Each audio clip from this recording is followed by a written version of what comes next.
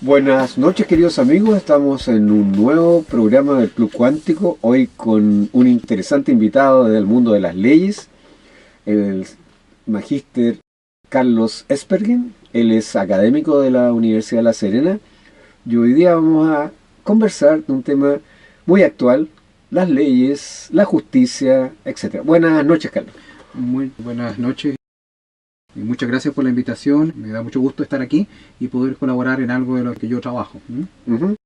Bueno, la cuestión de leyes ha estado muy en boga en las últimas semanas por algunos juicios, ¿no es cierto?, con algunos veredictos que han sido conflictivos del punto de vista de la opinión pública digo, y de los medios de comunicación. Quisiera partir, Carlos, para contextualizar este programa, que nos contara un poquito, en realidad, qué son las leyes, en qué consisten, si hay alguna diferencia con el concepto de justicia o son equivalentes, tienen algo que ver, cómo se relacionan. Desde el punto de vista más general, para que entienda Sí. cualquier persona. Bueno, es una pregunta compleja igual. Suele confundirse el concepto o tomarse como sinónimo el concepto de leyes y justicia, ¿no? Y lo uno no necesariamente lleva a lo otro, ¿no? Ya Aristóteles decía o daba un concepto de justicia cuando decía que era dar a cada uno lo suyo. Pero en verdad ese concepto es un concepto algo vacío, podríamos verlo así, porque ¿qué es lo suyo? ¿Qué es dar a cada uno lo suyo? Y depende del lado en que se esté, la situación es distinta. Entonces el concepto de justicia, como llamaba Aristóteles, como dar a cada uno lo suyo, es más amplio que un concepto simplemente de aplicar la ley.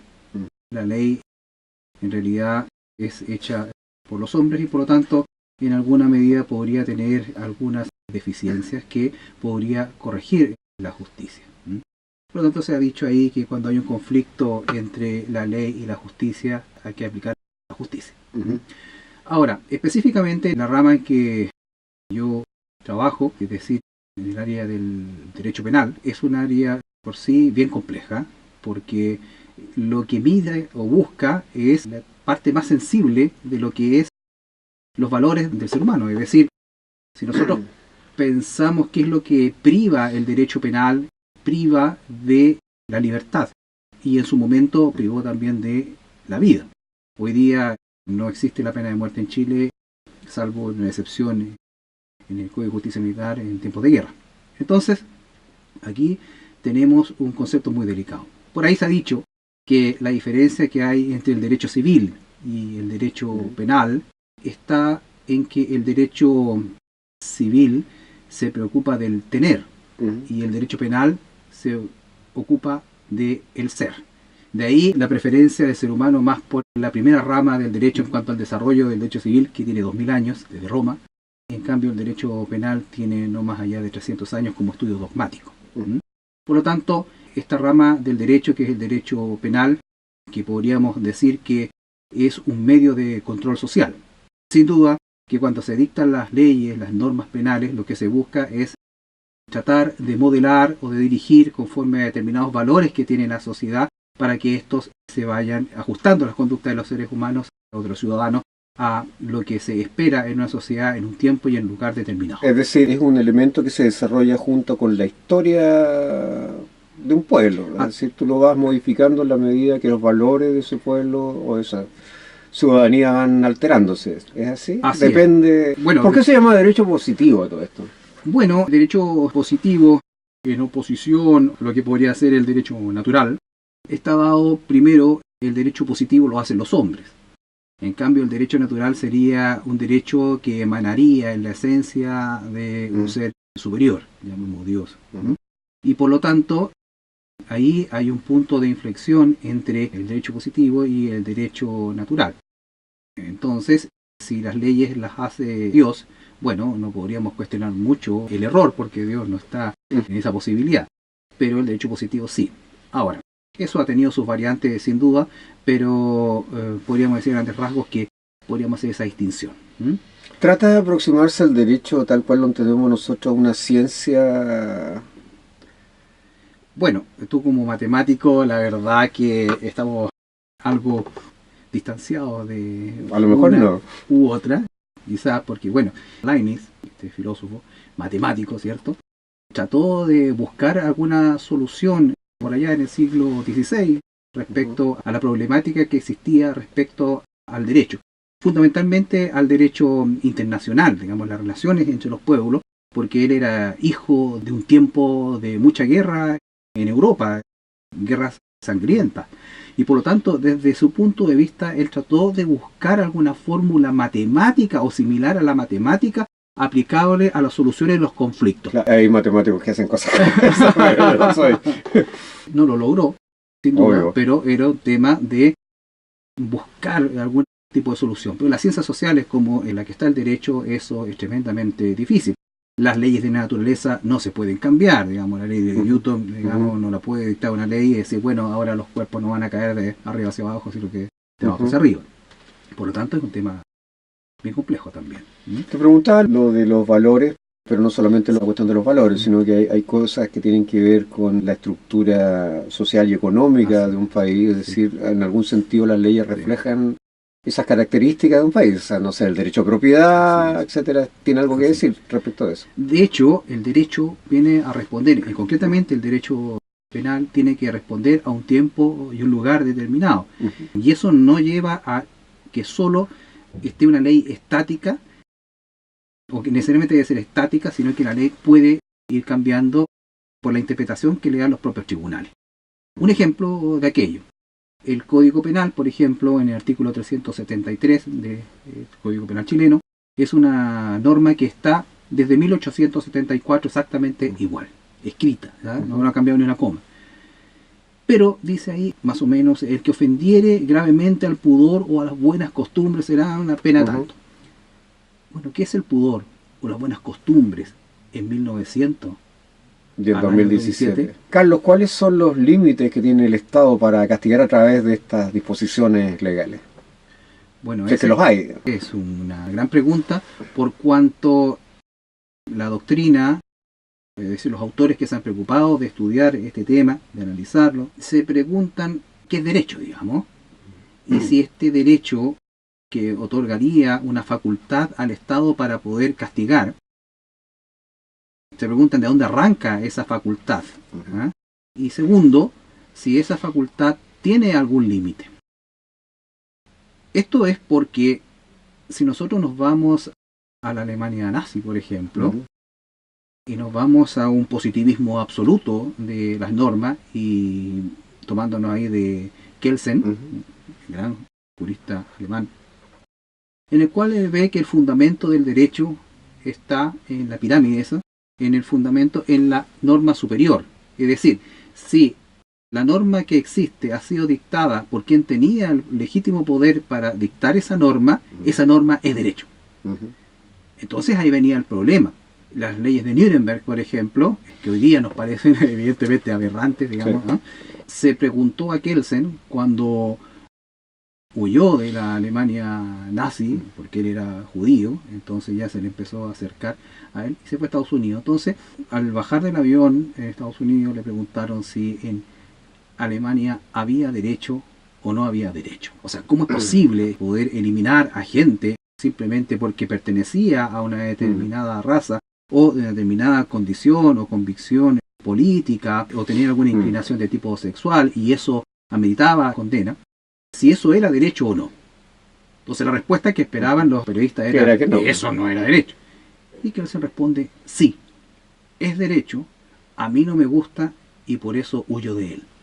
Pero bueno, esa respuesta tiene algo más. Es una muy buena respuesta en todo caso. Tiene algo más. Ante eso, después de la Segunda Guerra Mundial, se empieza a analizar todo este tema y dicen, bueno, en realidad no puede ser cualquier cosa derecho. Tiene que haber algún principio básico o base que permita tener alguna limitación a ese derecho.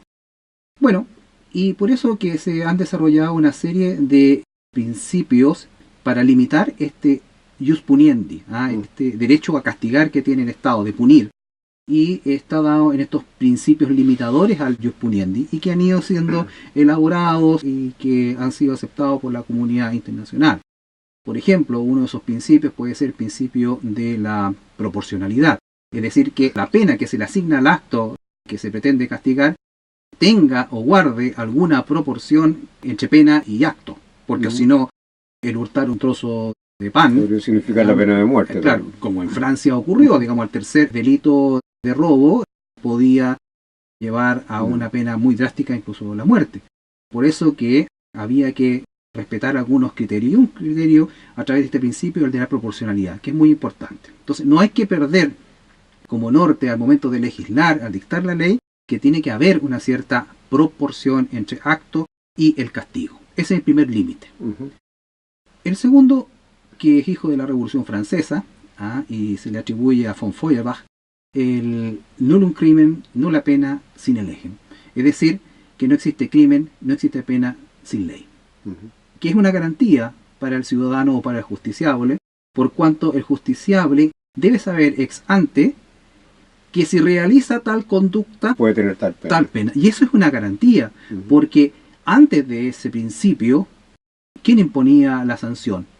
El que tenía el poder, el rey, el emperador, no sé, el señor feudal, y por lo tanto ahí había claramente una incerteza, una inseguridad y una injusticia finalmente. Por lo tanto, un segundo principio que podemos decir que viene a limitar el jus puniendi, es decir, no puede dictar usted una ley sin que describa la conducta. ¿Cómo se definen las proporcionalidades? Esa es una zona gris y que precisamente es lo que se ha visto últimamente en nuestros fallos y sobre todo el clamor popular, en verdad, donde el ciudadano común y corriente generalmente es muy drástico en pedir la peor o la más dura, pena. La máxima pena por un hecho, y en verdad ahí pierden toda proporcionalidad, porque lo que quieren hacer es dar un ejemplo. Entonces utilizan el derecho penal, o quieren utilizar el derecho penal como una manera de dar una señal al ser humano, a los ciudadanos, de decir que si usted comete esta conducta, mire lo que le va a pasar.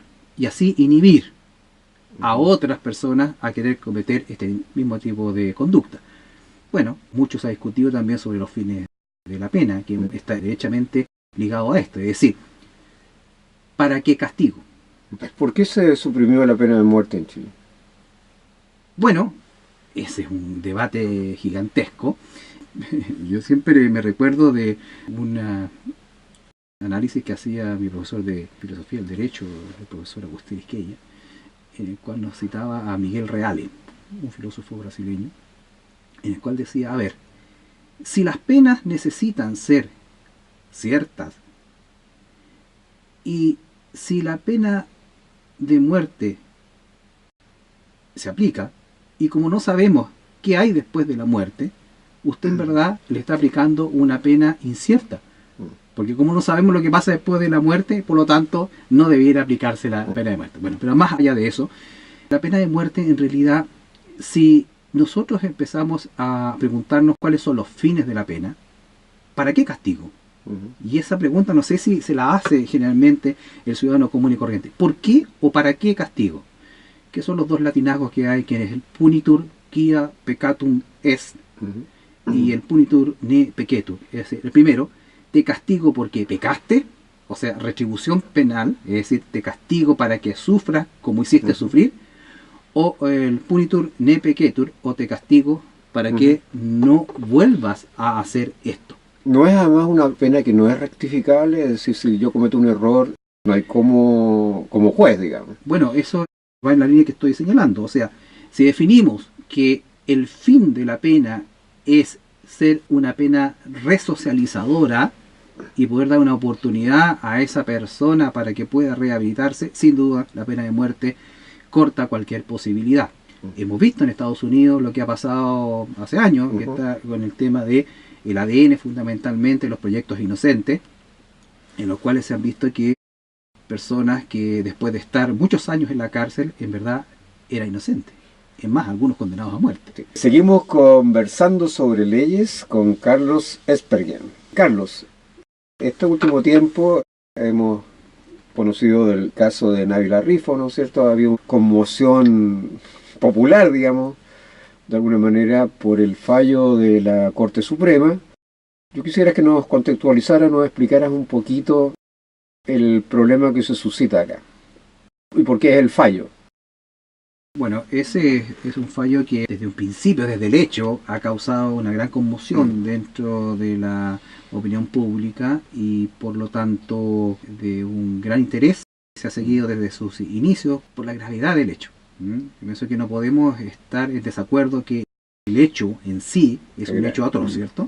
Y por lo tanto, aquí viene el derecho penal a tener que colocar los paños fríos en esto y tratar de buscar la aplicación de las normas de la manera más exacta posible y no simplemente responder a lo que el clamor popular quiera sobre el punto.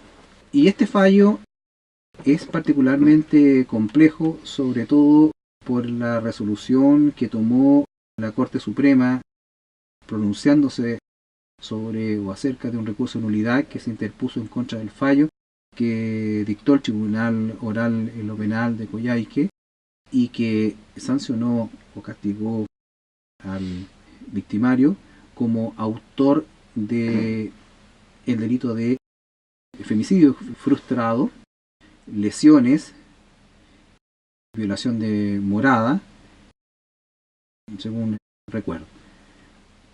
La polémica se genera porque en ese fallo del Tribunal Oral en lo Penal tenía un voto disidente.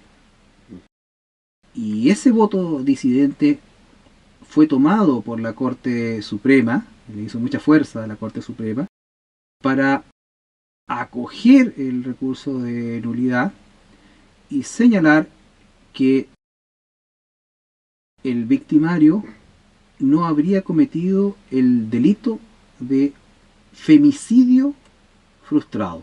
Entonces la Corte Suprema dice no se ha cometido acá un femicidio frustrado, sino que lo que estamos acá en presencia de un delito de lesiones graves, gravísimas, artículo 397, número 1 del Código Penal, y lesiones simplemente graves del artículo 397, número 2 del Código Penal, y además violación de morada, entre otros. Y ahí es donde está el problema, o lo que la opinión pública ha percibido como un problema, a eso me refiero. Porque lo que hace el Tribunal Superior es interpretar, pero lo hace bien dogmáticamente, sin ninguna mala intención, creo yo. Y por lo tanto, ahí lo que se ha hecho es aplicar lo que la dogmática en esto discute tanto, o sea, el tema de las intencionalidades.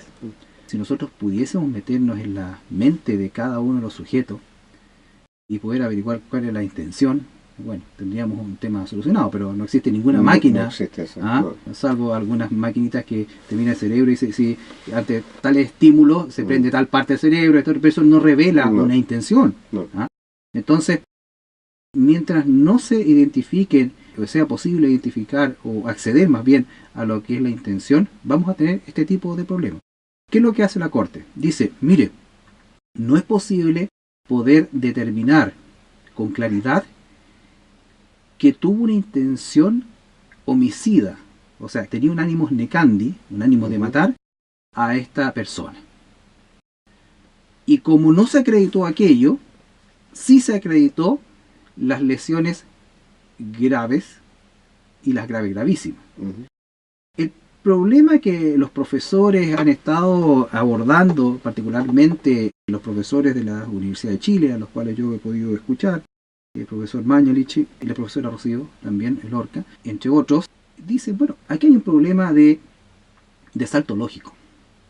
Porque la Corte cuando analiza el problema dice, aquí no hay un femicidio frustrado, porque no existe una unidad natural del hecho, sino que aquí hubo dos hechos, al menos. Uno, el hecho A, cuando el sujeto, el victimario, golpea a la víctima con dos trozos de concreto en la cabeza y la desfigura, y queda inconsciente, se aleja en unos instantes y vuelve con algún objeto que le permite sacar los ojos de la víctima, que finalmente, según decían los peritos, puede ser que este aparato les ayudó, pero finalmente saca los ojos con los dedos. Ese hecho, al fraccionarlo en dos momentos, la Corte dice, miren, si hubiese tenido la intención homicida, termina la faena delictiva, esto lo estoy diciendo yo en mis términos, digamos, en ese momento. Y no se retira, vuelve y luego le saca los ojos. Ese hecho, al parecer, según parte de los profesores que han hablado sobre este tema, sería contraintuitivo. ¿Por qué? Porque a partir de un hecho futuro se retrotrae y analiza un hecho pasado, o para explicar un hecho pasado. Entonces lo que la opinión pública no entiende, y yo, bueno, comparto que no puede entender, ¿no? Es decir, si un sujeto lanza 2 bloques de concreto sobre la cara de una mujer, si eso no tiene una intencionalidad homicida, bueno, el sentido común nos podrá dar esa respuesta. Una persona en el suelo con 2 trozos en la cabeza, decir que el sujeto activo no tenía la intención de matar. ¿Por qué?